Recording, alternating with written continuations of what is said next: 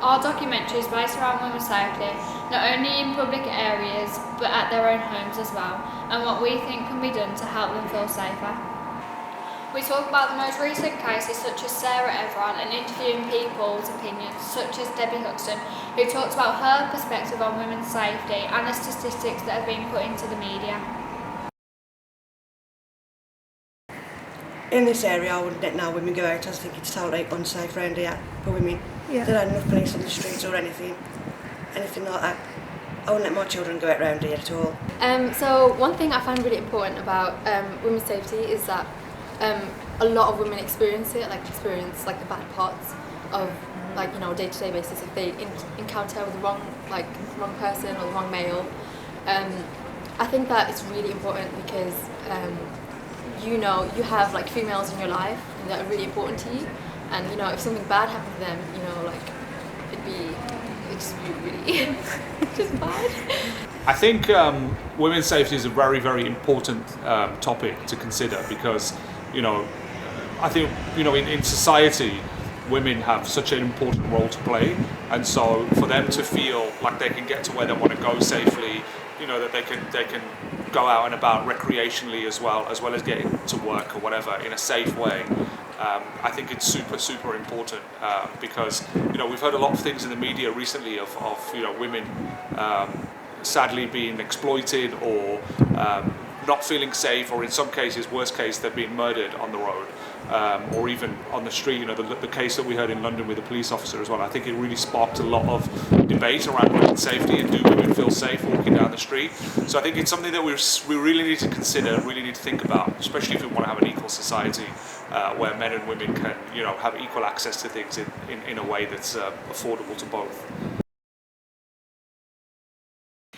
I think women's safety means to me policies, strategies and practices being put in place where women feel safe.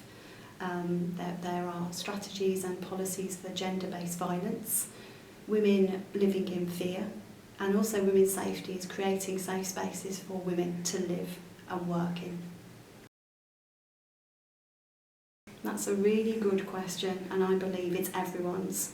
So we're all human, and I don't think it should be men or women. We're each responsible for our safety.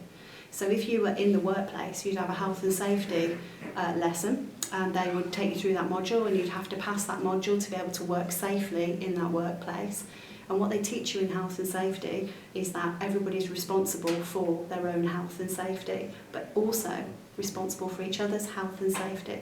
So I think very much we are all, men or women, responsible for women's safety. We need women's safety because women need to feel safe, and because we need to change the attitudes towards women in the workplace, in education, and because women for a long time have not been valued as equal to men. I think that what we have to do, we shouldn't, again, we have to be mindful that not all men think the same way.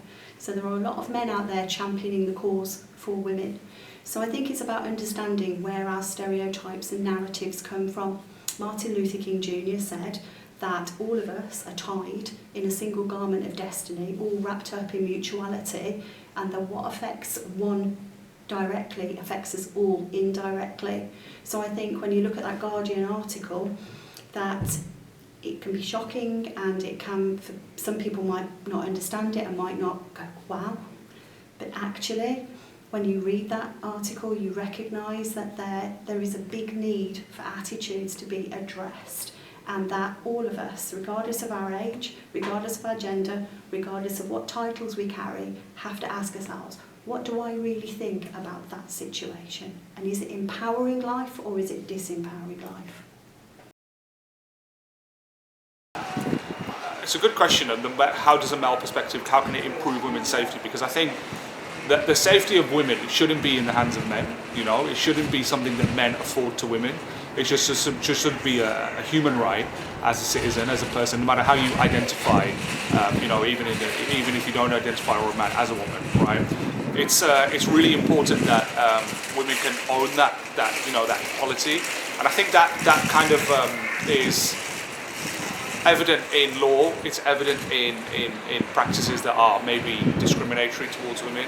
I think it goes back institutionally to the things that are really discriminatory towards women. And we need to tackle those.